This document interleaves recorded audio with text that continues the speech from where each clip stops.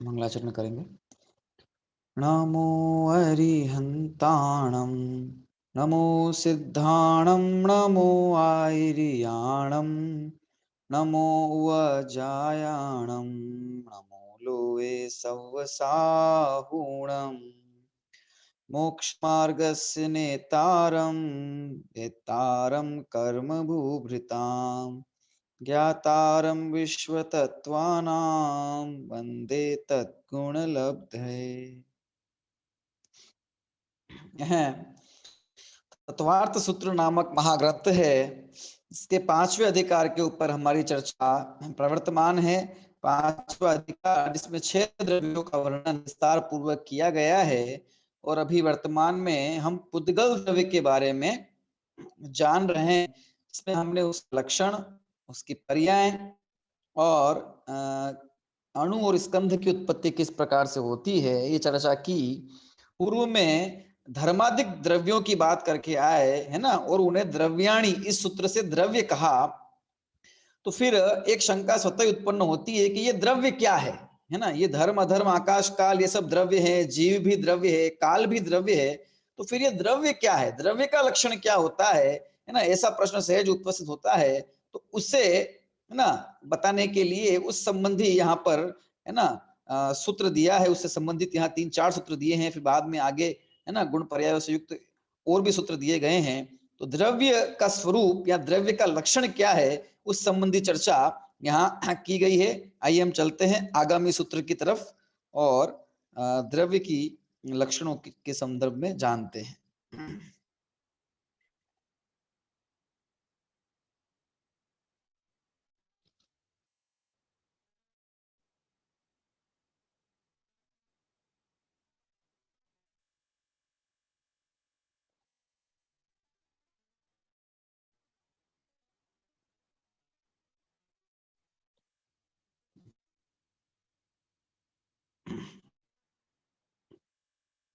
द्रव्य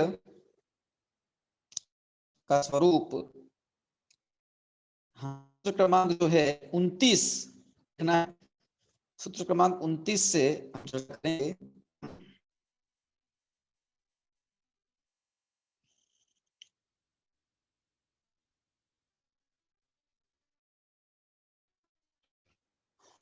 पाठ करेंगे इसका।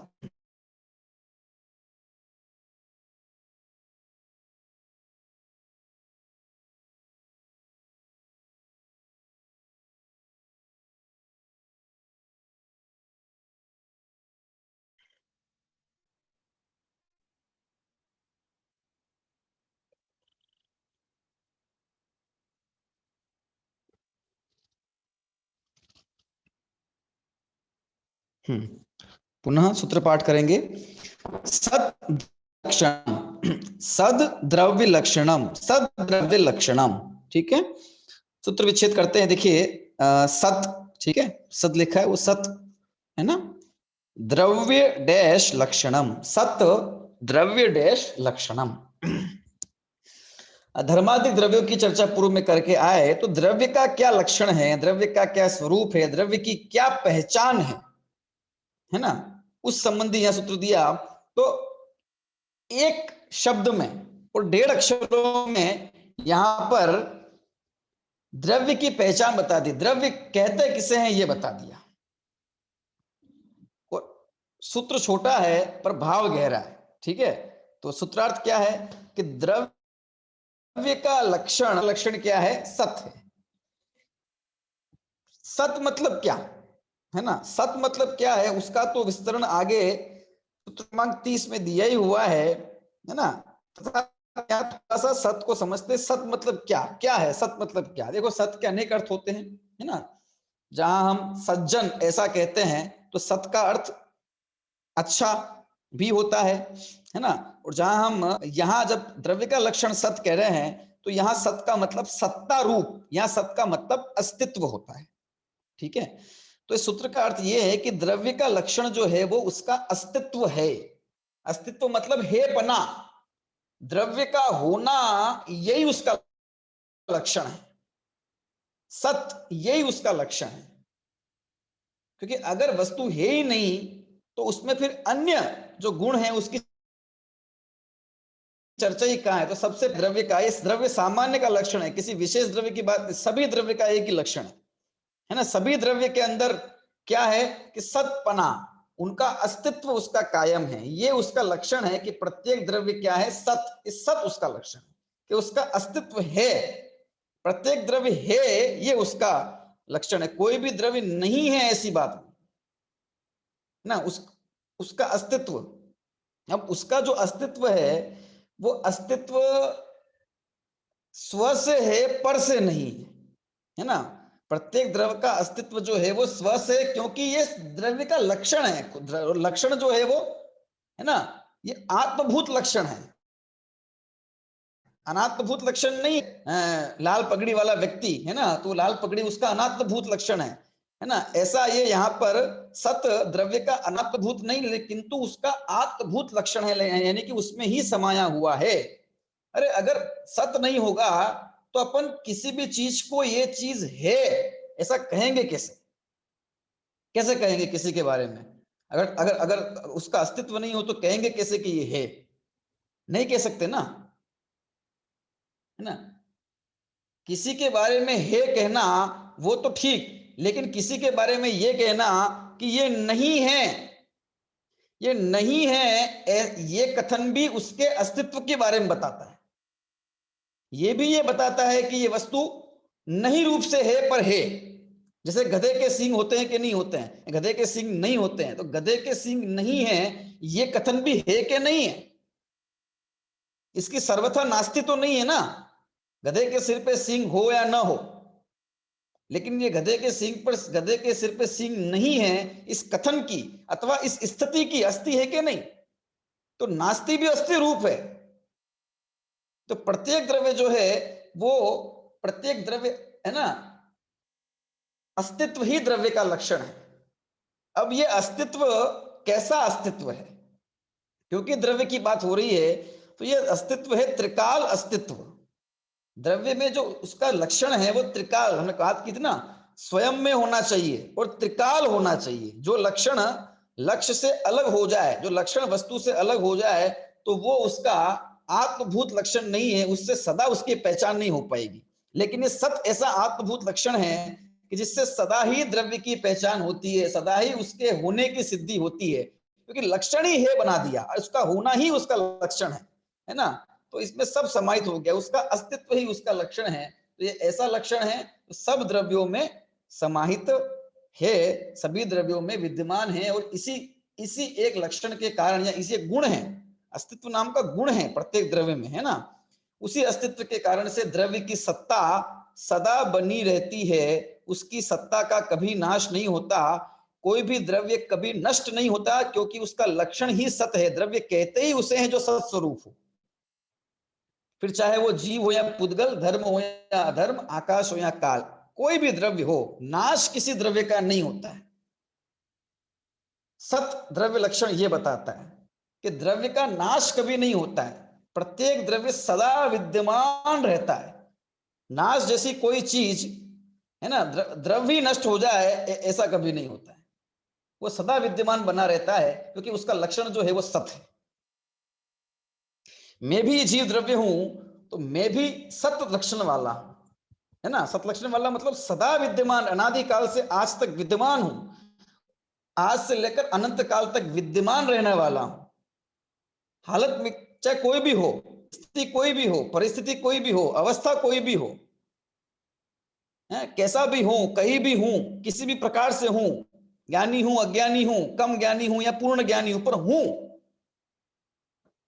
मिथ्या दृष्टि हूं या सम्यक दृष्टि, है ना, संयमी हूं या असंयमी, निगोद में हूं या सिद्ध में, पर हूं और अनंत काल तक रहने वाला हूं। प्रत्येक द्रव्य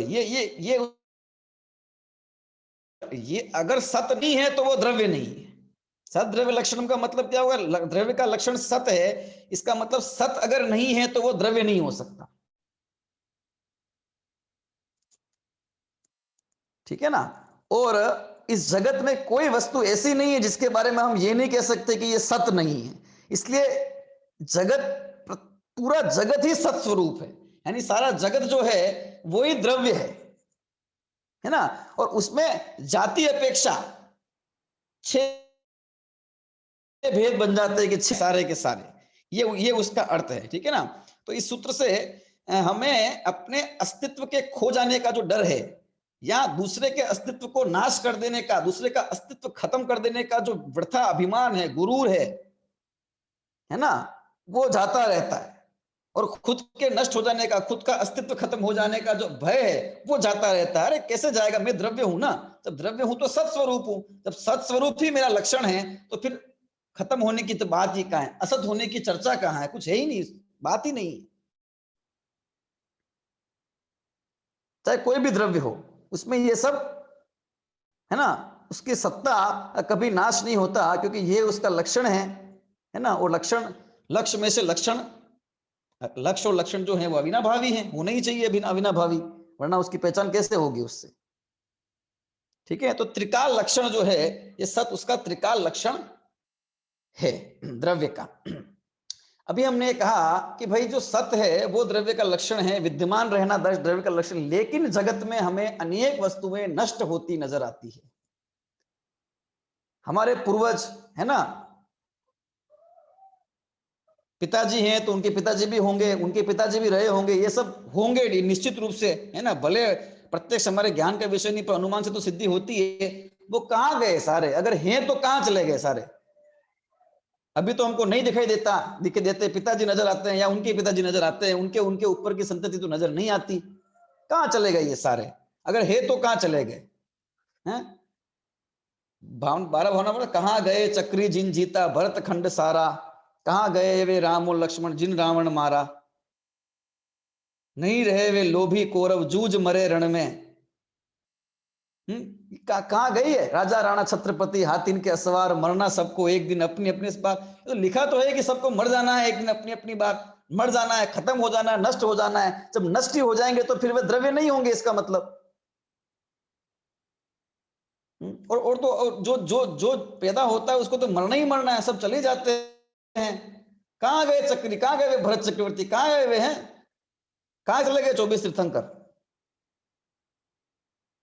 ना राम नजर आते हैं, ना लक्ष्मण, ना रावण नजर आते हैं, ना सीता, कोई नजर नहीं आ रहा है। तो अनादिकाल से इतने पूर्व पूर्व में हो गए लोग, वे सब चले गए हैं। और वर्तमान में भी हम जो उत्पन्न होता है उसको मरता हुआ देखते हैं कि नहीं देखते हैं, उसका मरण हमें नजर आ जाता है कि नहीं आ जाता। और हम ये भी जाऊं, और ये भी भली भांति जानते कि नहीं जानते कि मुझे भी एक दिन मरना है, एक दिन तो आयु पूरी हो ही जानी है। तो ये मरण देखा जाता है, ये जीव की बात होगी। ऐसे पुद्गलों के अंदर प्रति समय वस्तु नष्ट होती हुई नजर आती है, खत्म हो जाती है। कपूर को रख दो, उड़ जाएगा पूरा कपूर हवा में, जला दो उसको, कहां गया पता ही नहीं चला। दीपक की लो को बुझा दी, कहां गई पता ही नहीं चला। तो नष्ट हो गई कि नहीं हो गई, खत्म हो गया कि नहीं हो गया। हमारा बचपन कहां चला गया, हम युवा हो गए तो कहां है वो बचपन, अब तो नजर नहीं आता। ना बाल क्रीड़ा नजर आती, ना बाल लीला नजर आती, ना वैसा, है ना, कुछ नजर नहीं आता। जो जो वृद्ध हो गए हैं वो बोले हमारा यौवन कहां चला गया, कहां चला गया वो, कहीं नहीं है, कहीं नजर नहीं आता, ना हम में ना तुम में, ना कहीं नहीं है। और हम चाहें तो उसको ला सकते हैं दोबारा के, नहीं ला सकते तो खत्म हो गया ना फिर। तो ये खत्म तो हो गया सब, ये खत्म होता हुआ तो नजर आता है जीव और पुद्गलों में, ऐसा नाश हमें नजर आता है। तो फिर ये सद द्रव्य का लक्षण कैसे ठहरा, तो फिर क्या वे द्रव्य नहीं है। अगर द्रव्य नहीं है तो फिर जीव और पुद्गल या द्रव्य की बात कैसे आ रही है पहले से। हमारा हम और आपका मरण होता है तो हम जीव नहीं है क्या, वो तो है ही ना। तो वो जो सत है, जो जो कि द्रव्य का लक्षण है, वो सत का स्वरूप क्या है, वो सत है कैसा, है ना, उसको बताने की बात है। ये जो सारे प्रश्न खड़े होते हैं, वे प्रश्न इसलिए खड़े होते हैं कि सत का जो हमने मतलब समझा है वो कूटस्थ रहने वाला, कूटस्थ नित्य, एक ही पक्ष को देखा उसके, लेकिन उसके सर्व पक्षों को समाहित नहीं किया, सर्वांग को नहीं समझा। इसलिए ये सब प्रश्न खड़े होते हैं, क्योंकि बात तो यहाँ लिखी सद द्रव्य लक्षणम, और हमारा जो दृष्टि है, हमारा जो ज्ञान है, हमारा जो नजर है, हमारा जो हम जिसे देखते हैं, वहां तो हमें चीजें नष्ट होती हुई नजर आती है। तो क्या ये देख रहे हैं वो झूठ है, क्या ये असत्य है, या फिर जो लिखा है वो असत्य है। तो ना तो जो लिखा है वो असत्य है, और जो देख रहे हैं वो असत्य है, लेकिन इनका समन्वय अगले सूत्र में किया गया है कि सत है क्या, है ना। तो देखिए उसके बारे में बताते हैं कि सत, द्रव्य का लक्षण सत और सत का लक्षण क्या। सत क्या चीज है, अस्तित्व मतलब क्या। देखिए सूत्र क्रमांक 30 का पाठ करता हूं मैं। उत्पाद व्यय द्रव्य युक्तम सत, उत्पाद व्यय द्रव्य युक्तम सत, ठीक है। उत्पाद व्यय द्रव्य युक्तम सत, उत्पाद डैश व्यय डैश द्रव्य डैश युक्तम सत। सत जो है ना, जिसे द्रव्य का लक्षण कहा है या द्रव्य कहा है, क्योंकि लक्षण लक्ष्य से अविनाभावी है, ठीक है। द्रव्य का जो अस्तित्व है ना, जो सत है वो कैसा है, वो उत्पाद व्यय और द्रव्य इन तीनों से युक्त है, ठीक है। सूत्रार्थ देखिए, सूत्रार्थ क्या है, जो उत्पाद व्यय और द्रव्य इन तीनों से युक्त अर्थात इन तीनों रूप है वह सत है। सत मतलब सत्ता, जो सत्ता है प्रत्येक द्रव्य की, वो सत्ता कैसी है, वो द्रव्य की सत्ता उत्पाद व्यय और द्रव्य इन तीनों से युक्त है, वो सत्ता प्रत्येक द्रव्य की। अभी जो प्रश्न हमने खड़े किए कि हमें नाश होता हुआ नजर आता है, तो उसका समाधान इस सत्य के, जब हम स्वरूप को जानते हैं, सत्य के लक्षण को हम जब देखते हैं, है ना, तो हमें ख्याल में आता है। यहाँ जो ये जो सूत्र है, इसमें प्रमाण की अपेक्षा चर्चा है ना, अनेकांत की चर्चा है, संपूर्ण द्रव्य की अपेक्षा चर्चा की गई है, द्रव्यार्थिक पर्यार्थिक नय का मेल करके, है ना, प्रमाण की अपेक्षा चर्चा की। इसलिए है ना, एकांतिक होके नहीं समझना है, प्रमाण से समझना है, फिर नए से भी समझेंगे। आइए सबसे पहले उत्पाद व्यय और द्रव्य इन तीनों को समझ लेते हैं, फिर इस सूत्र का मतलब समझ लेते हैं, फिर इसके रहस्य को समझते हैं। देखिए, है ना, प्राण है जैन दर्शन का, सारे दर्शन यहाँ मात खा गए, है ना, चूक गए। यहाँ वस्तु के लक्षण बताने में उन्होंने द्रव्य की बात तो कर ली, किसी ने 9 बताया, किसी ने 16 बताया, किसी ने पदार्थ, है ना, अलग अलग बताए। लेकिन जब ये पूछा गया कि भाई पदार्थ का लक्षण क्या है, तो जो लक्षण पदार्थ के बताए हैं वहां चूक गए हैं, वस्तु स्वरूप से वे चूक गए। उनके हिसाब से वो सही, क्योंकि दर्शन हर एक का दर्शन अपने हिसाब से सही है, और उसने उसकी व्याख्या भी की है ना। लेकिन वस्तु स्वरूप के अनुसार आपका दर्शन है या नहीं, वस्तु स्वरूप दृष्टि और समझ है या नहीं, उससे पता चलेगा कि आप सही हो या गलत। मैंने कह दिया या तुमने कह दिया या किसी और ने कह दिया, तो किसी के कहने से बात सच और झूठी नहीं हो जाएगी। वस्तु व्यवस्था के हिसाब से होगी तो सच्ची होगी, और नहीं होगी तो झूठी होगी।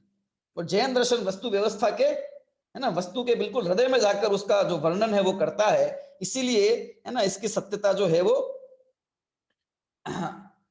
निराबाद है। देखिए, उत्पाद का अर्थ क्या है, उत्पाद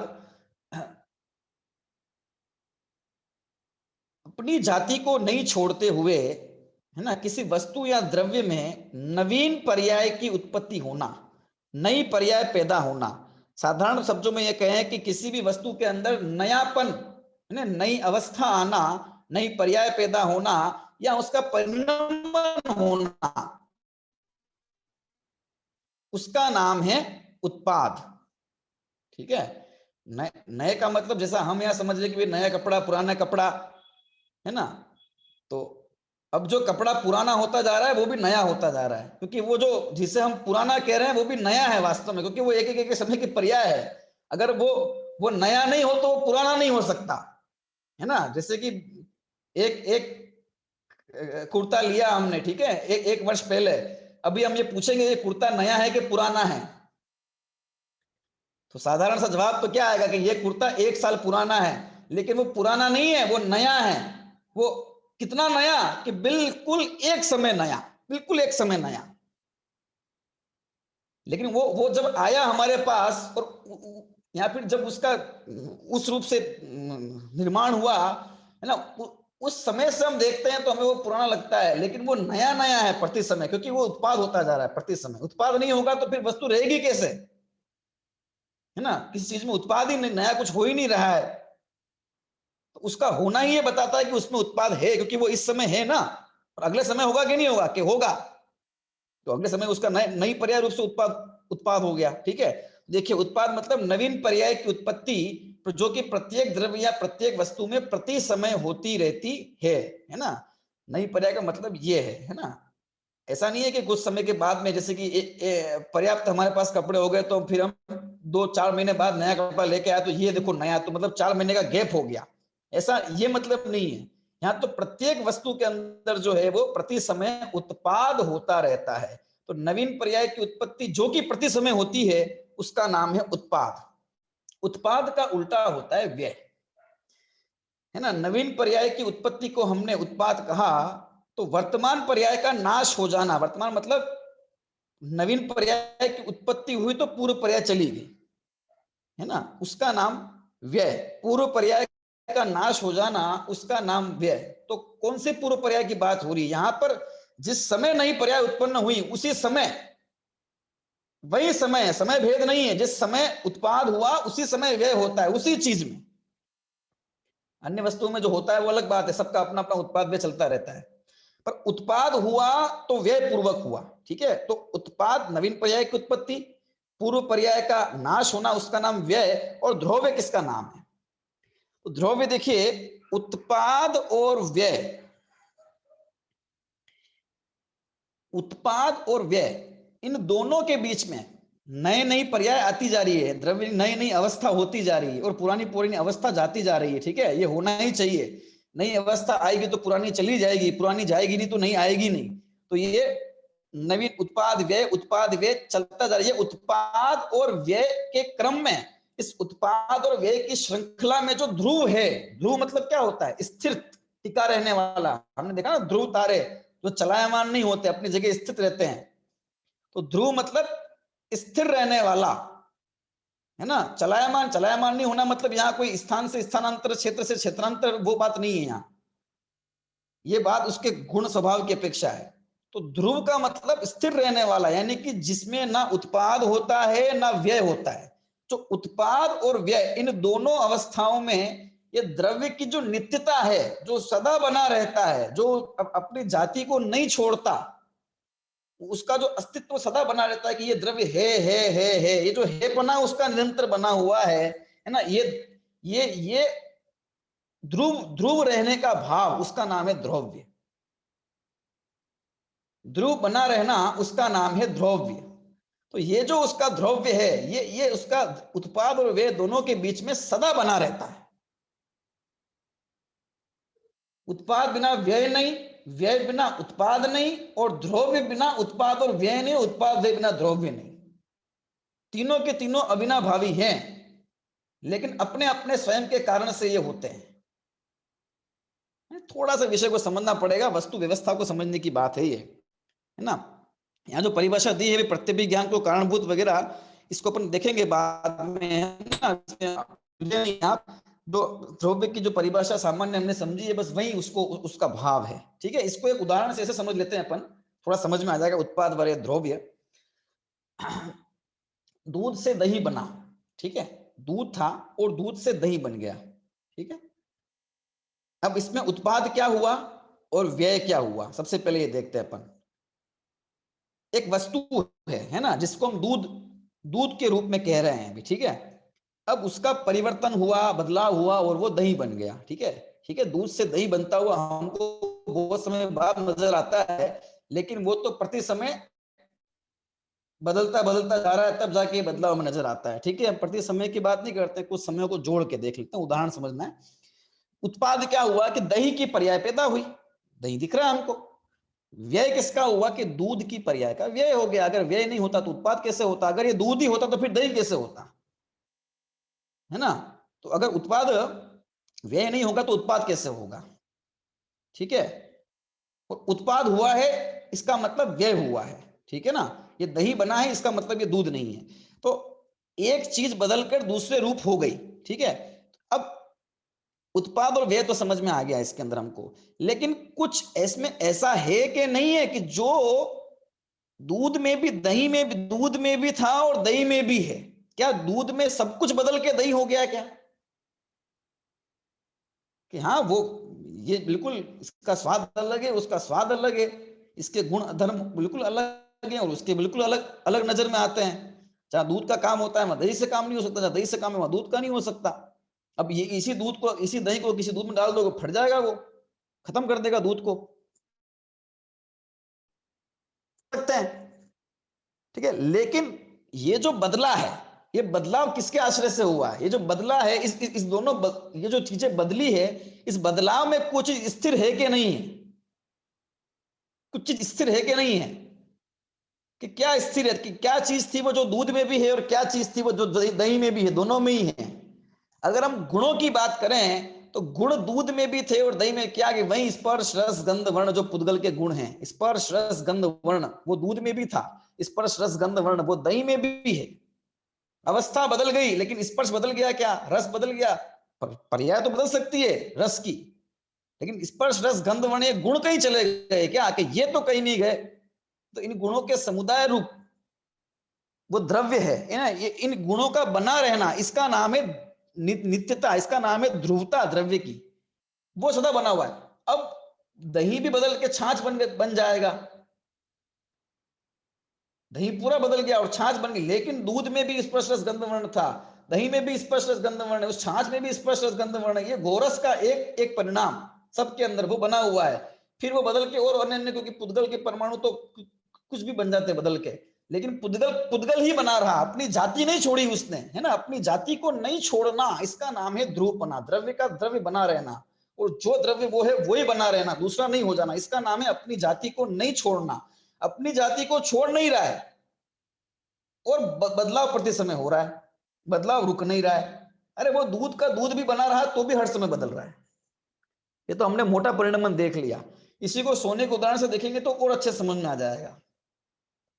प्रसिद्ध उदाहरण है सोने का और सरल है समझने के लिए, है ना। जैसे भी सोने की चेन है, ठीक है, सोने की चेन डिजाइन पुरानी हो गई, अब तोड़वानी है, तोड़वा दिया और उसके भाई नई डिजाइन के इसके अपन अंगूठियां बनवा लेते हैं, या अंगूठी बनाया कंगन बना लेते हैं, ठीक है। सोने की चेन थी उसको तोड़वा के फिर कंगन बनवाया उसका, ठीक है। चेन खत्म हो गई, कंगन उत्पन्न हो गया, उत्पाद किसका हुआ? कंगन का। व्यय किसका हुआ? चेन का। इन दोनों अवस्थाओं में कोई चीज ऐसी है कि नहीं जो ध्रुव बनी हुई है? ना तो जिसका उत्पाद भी नहीं हुआ और जिसका व्यय भी नहीं हुआ, मतलब जो नई पैदा नहीं हुई और जो खत्म भी नहीं हुई, ऐसी कोई चीज है कि नहीं है इसके अंदर? कि चेन तो खत्म हो गई, कंगन तो नया पैदा हुआ है अभी, है। और कब पैदा हुआ? कि जब चेन खत्म हुई। चेन खत्म कब हुई? कि जब नया कंगन पैदा हुआ। उत्पाद व्यय सापेक्ष है, व्यय उत्पाद सापेक्ष है, यद्यपि दोनों अपने अपने में है। उत्पाद के बिना व्यय नहीं, व्यय के बिना उत्पाद, दोनों अवस्थाओं में सोना जो है वो कायम है, उसमें भी है और इसमें भी है। इसका नाम है द्रव्य। जो उत्पाद और व्यय के अंदर है ना, द्रव्य का अपनी जाति को नहीं छोड़ना, ये जो उसका स्वभाव है उसका नाम है द्रव्य। इसी को अपन ये कहें कि द्रव्यार्थिक न्याय का विषय जो द्रव्य है वो ये है। यहाँ पे द्रव्यार्थिक न्याय के विषय की द्रव्य की बात नहीं है, यहाँ तो उत्पाद वे द्रव्य युक्तम सत और सत को द्रव्य का लक्षण कहा तो द्रव्य गुण पर्याय, है ना, द्रव्य पर्याय युक्त संपूर्ण द्रव्य की बात की गई है। तो वो संपूर्ण द्रव्य का एक हिस्सा वो भी द्रव्य है जो द्रव्यार्थिक न्याय का विषय है, जो अपरिणामी है, जो बदलता नहीं है। बात आपको बात सुना है किस प्रकार से? मैं भाई स्वर्णपन का नाश नहीं होता है ना, अवस्था उसकी बदलती जा रही है। ये उत्पाद व्यय और द्रव्य, और जो प्रत्येक पदार्थ है, कोई भी द्रव्य हो, उस प्रत्येक पदार्थ के अंदर उत्पाद व्यय और द्रव्य प्रति समय होते हैं। प्रति समय नवीन पर्याय की उत्पत्ति, नवीन पर्याय की जो प्रति समय की उत्पत्ति है वही पूर्व पर्याय के नाश स्वरूप है, इसलिए प्रति समय नाश, प्रति समय उत्पाद, प्रति समय व्यय, और हर समय जो उत्पाद व्यय उत्पाद व्यय उत्पाद व्यय होता है उसमें भी वो द्रव्य द्रव्य बना रहता है, उसका अपनी जाति को नहीं छोड़ना, उसका ध्रुवता या उसका द्रव्य कायम रहना, इसका नाम है द्रव्य। वो ध्रुव बना रहता है, इसका नाम है द्रव्य। तो हर समय उत्पाद है, हर समय व्यय है और हर समय द्रव्य है। प्रति समय प्रत्येक द्रव्य के अंदर उत्पाद व्यय द्रव्य है, और ये होने ही चाहिए। अगर ये ना हो तो द्रव्य का अस्तित्व नहीं हो सकता, वो टिका नहीं रह सकता। कोई भी द्रव्य ऐसा नहीं हो सकता कि जिसमें उत्पाद व्यय तो हो पर द्रव्य नहीं हो। कल्पना कीजिए, विचार कीजिए, क्या ऐसा संभव है कि उत्पाद व्यय और द्रव्य नहीं हो? अरे उत्पाद और व्यय होंगे किसके आधार से? किसमें उत्पाद होता है और व्यय होता किसमें? इसमें होगा ना। नई नई पर्याय किसी न किसी में आएगी ना, नवीन पर्याय की उत्पत्ति किस में होगी? पूर्व पर्याय का नाश तो किसी न किसी की पर्याय होगी ना, पर्याय अलग से तो नहीं होती, पर्याय तो किसी न किसी चीज की होती है, द्रव्य की होती है। तो नई पर्याय भी द्रव्य में ही आएगी, पूर्व पर्याय का नाश भी द्रव्य की ही पूर्व पर्याय का नाश होगा। तो जिसमें उत्पाद हो रहा है, जिसमें व्यय हो रहा है, ऐसी कोई वस्तु तो होनी चाहिए। उत्पाद वे निराधार तो नहीं हो सकते, तो जिसके आधार से हो रहे हैं वही तो द्रव्य है, वही तो द्रव्य। द्रव्य जो है, द्रव्य जो है ना, उस द्रव्य का उत्पाद और नाश नहीं होता, उसका उत्पाद और नाश नहीं है, लेकिन उसके आधार से उत्पाद और नाश है, वे कहीं अलग नहीं है। अब यानी कि उत्पाद और व्यय जो है वो द्रव्य के बिना नहीं हो सकते, होना ही चाहिए। पर कोई भी द्रव्य ऐसा नहीं हो सकता जिसमें उत्पाद और व्यय तो हो और द्रव्य नहीं हो। तो अथवा तो ऐसा तो हो सकता है कि द्रव्य द्रव्य हो और उत्पाद व्यय नहीं हो, ऐसा तो हो सकता है कि नया नया नया आना जरूरी थोड़ी है क्या, है ना। और नया नया देखो, उत्पाद हो तो व्यय है, व्यय है तो उत्पाद, ये तो समझ में आ गया, क्योंकि नया उत्पाद तब तक नहीं हो सकता जब तक व्यय नहीं हो, है ना। और व्यय तभी होगा जब उत्पाद होगा, ठीक है। उत्पाद तभी होगा जब व्यय होगा, है ना। तो ये दोनों तो समझना, द्रव्य तो है पर उत्पाद और व्यय नहीं है, क्या ऐसा संभव है क्या किसी भी पदार्थ के अंदर, क्या ऐसा हो सकता है क्या, हमको ये समझना है पहले। होता नहीं है ये तो हम प्रत्यक्ष प्रमाण से आराम से बता देंगे, पर हो सकता है क्या ऐसा, ये हमको जानना है ना। अगर होगा तो क्या होगा?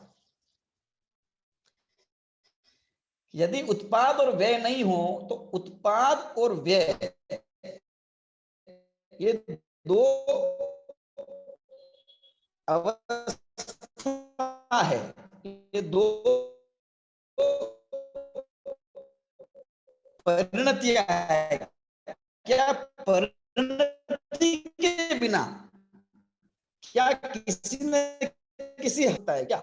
उत्पाद द्रव्य तो परिणाम है ना, परिणति भी हो सकता है क्या? द्रव्य है तो किसी न किसी रूप ना, जिस रूप में उसी का नाम है।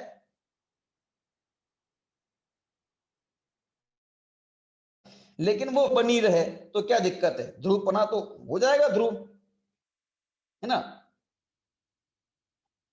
वो वैसे की वैसी और वो की वो कैसे बनी रह सकते हैं, मैं ये विचार करना है, क्या ऐसा कभी संभव है ना, कि द्रव्य की पर्याय जो है वो की वो बनी रहे, क्योंकि समय प्रति समय आगे की,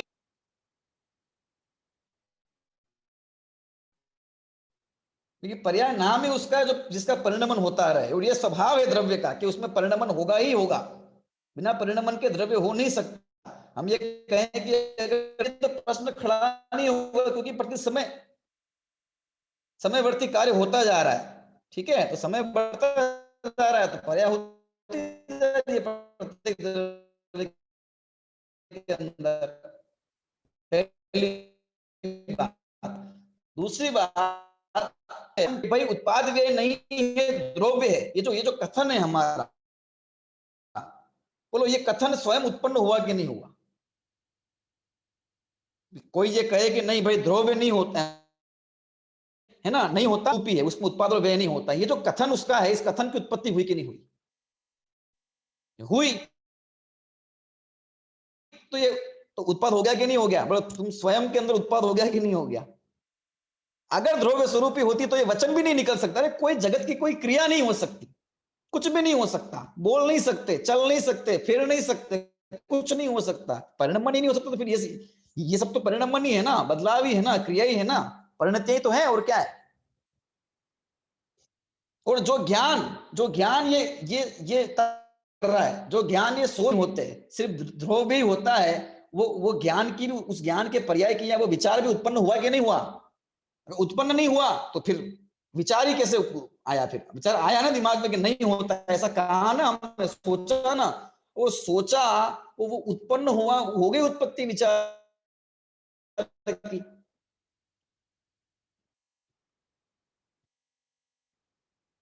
तो इसलिए ये कथन इस रूप से, है ना, अपने अनुभव से स्व का जो होने वाले निरंतर भावों के परिवर्तन, है ना, स्वीकार्य है कि भाई उत्पाद और व्यय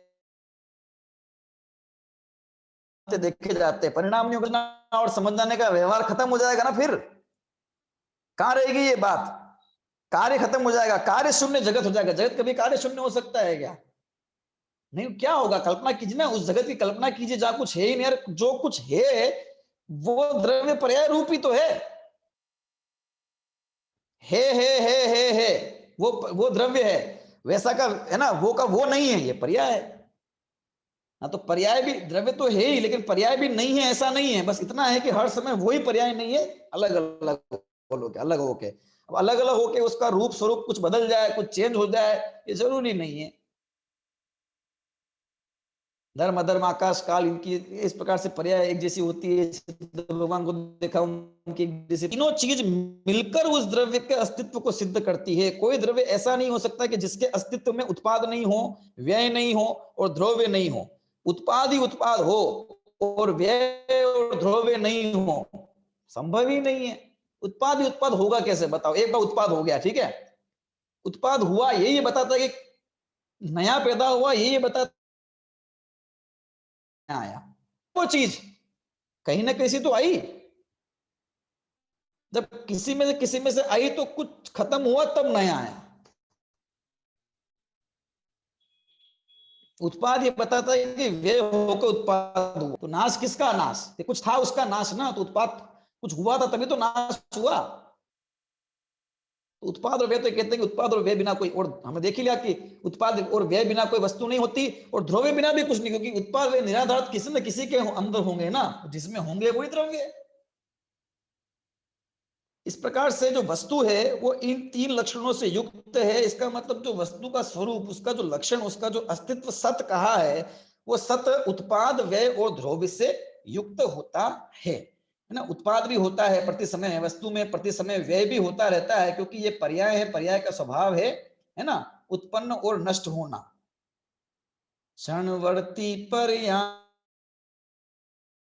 मरण है, पता नहीं आता है। ये क्षणवर्ती पर्यायों का तो स्वभाव ही ऐसा है कि प्रति समय उत्पन्न होकर नष्ट हो जाती है। ये भी सत है, ऐसा नहीं है कि द्रव्य ही सत है, उसके पर्याय सत नहीं है। अगर सत नहीं है तो फिर पर्याय है, ये बात कहां से आई? ये अलग बात है कि समयवर्ती सत है, एक समय की पर है तो वो भी सत।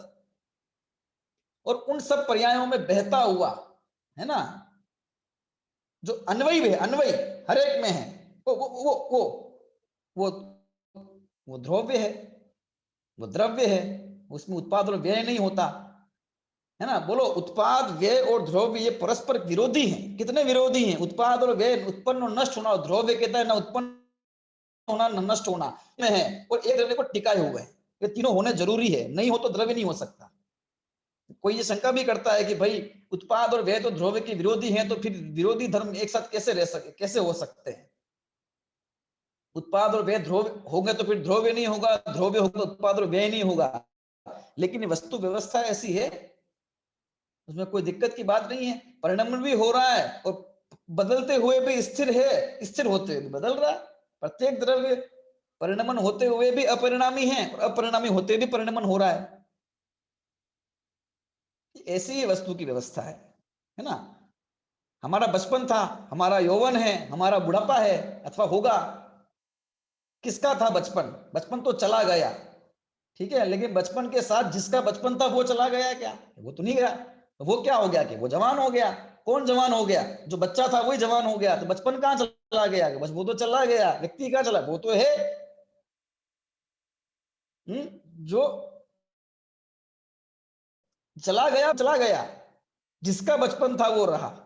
यौवन है वर्तमान, ये भी चला जाएगा, वृद्धावस्था आ जाएगी, पर जिसकी आएगी वो तो रहेगा, नहीं रहेगा, उस रूप नहीं रहेगा, वैसा नहीं रहेगा, पर रहेगा तो सही। ये रहना जो है उसका, कोई भी वस्तु लगा लो जगत की, सब में उत्पाद व्यय ध्रुव्य, ध्रुव्य कोई वस्तु, अरे वस्तु ही नहीं हो सकती उत्पाद व्यय नहीं हो उसके अंदर।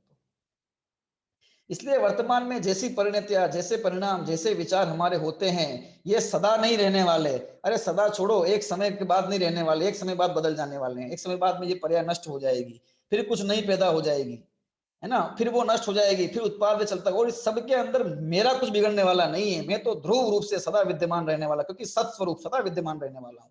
तो ये पर्याय नहीं होना, जब इनकी दृष्टि ही नहीं करनी, इनको देखना ही नहीं है ना, बुरी पर्याय नहीं हो तो क्या दिक्कत है, नहीं हो तो वस्तु नहीं रहेगी, सत खत्म हो जाएगा। सत का स्वरूप है कि प्रति समय उसमें कुछ द्रव्य नए नए नए रूप से परिणित होता रहता है, पर्याय युक्त ही द्रव्य होता है ना। कहा ना, अरे पर्याय है ये कथन ही बिना बिना हम उसके ध्रुव के, और वो है ही उसको बताता है कि वो किसी न किसी रूप में है। दृष्टि जो है, मैं इस पर्याय के ऊपर बदलते हुए स्वभाव की दृष्टि नहीं करके जो अपरिणामी है दृष्टि उसकी करनी, बस नजर उसकी करनी, क्योंकि बदलते हुए दृष्टि करके तो हमारी दृष्टि स्थिर कहां रहेगी, ध्यान होगा कहां, टिकेगा कहां। जो अपरिणामी तत्व है ना, अपरिणामी तत्व है मतलब जो उसमें जो ध्रुवता है, वो हमारी दृष्टि का विषय है। तो इस प्रकार ये उत्पाद व ध्रुव युक्त वस्तु का स्वरूप है, ये तीनों मिलकर जो है उस वस्तु को स्थिर रखते हैं, टिका के रखते हैं, है ना। और मैं स्वयं भी उत्पाद व ध्रुव युक्त हूँ, है ना। और इस उत्पाद व और ध्रुव युक्त पन्ने से ही मेरा अस्तित्व जो है वो टिका हुआ है, ठीक है। उत्पाद व अरे उत्पाद व अगर नहीं होगा तो फिर ये वर्तमान के संसार की पर्याय नष्ट होके सिद्ध की पर्याय आएगी कैसे, संसार का नष्ट होगा और सिद्ध की पर्याय की उत्पत्ति होगी, है ना। दुख खत्म होके सुख होगा कैसे, संसार खत्म होके मोक्ष होगा, बंधन खत्म होके मोक्ष होगा कैसे, है। संवर आश्रय बंध संवर निर्जरा मोक्ष ये सब होगा कैसे, संवर आश्रय बंध का अभाव होके संवर निर्जरा है, और एक देश पूर्णता का अभाव होके सर्वदेश पूर्णता, ये सब कैसे होगी। सब उत्पाद व्यय तो है, ये सारा उत्पाद ही तो है, और पीछे पीछे का व्यय तो होता जा रहा है ना। इसलिए उत्पाद और व्यय ये लेकिन ठीक है, मुख्यता नहीं होनी चाहिए दृष्टि में, इसकी मुख्यता है, इसीलिए भय बना हुआ है, डर बना हुआ है, अथवा राग आसक्ति और द्वेष बना हुआ है। क्योंकि जो परिणाम होता है हम उसमें राग कर बैठते हैं, जो परिणति होती है उसमें राग कर बैठते हैं अथवा द्वेष कर बैठते हैं। नवीन पर्याय आती रहती है ना, नई परिस्थितियां बनती रहती है, तो उसमें राग द्वेष चलता रहता है। लेकिन इन सब परिस्थितियों के अंदर भी मैं इन सारे बदलाव के अंदर भी मैं बदला हूं, उस एक वस्तु को देखें और जो कि सदा शाश्वत रहने वाली है, वो मैं हूं नित्य। तो उसकी दृष्टि अगर करेंगे, और करेंगे क्यों, क्योंकि मन से ही नहीं करनी है, वो ऐसा ही वस्तु स्वभाव है, पर वस्तु में तो है ही, पर हमें पर से लेना देना नहीं है, हमें अपने से लेना देना है। तो हमारे अंदर भी ऐसा है, जो है उसकी दृष्टि करनी है। ये वस्तु व्यवस्था है सुंदर, और ऐसी दृष्टि करने से सम्यक्त्व की प्राप्ति, रत्नत्र की प्राप्ति इस जीव को होती है, और उसमें स्थिर हो जाने से, उस ध्रुव स्वभाव में स्थिर हो जाने से वह सदा काल के लिए उसकी पर्याय के अंदर आनंद का ही उत्पाद होता है, फिर वह होकर फिर आनंद ही आनंद आता रहता है। इस प्रकार उत्पाद वह होकर ध्रुव की सुंदर व्यवस्था इस जीव के जीवन में होती है। हम सबके भी सिद्ध पर्याय की उत्पत्ति अथवा आनंद पर्याय की उत्पत्ति हो, है ना, और आकुलता पर्याय का व्यय हो, और जो कि ध्रुव स्वभाव से होगा, है ना। इस पवित्र भावना से आज का विषय अपन पूर्ण करते हैं, और इस विषय में खुलासा और अन्य विषय जो है वो आगे आएगा, उसको अपन समझेंगे।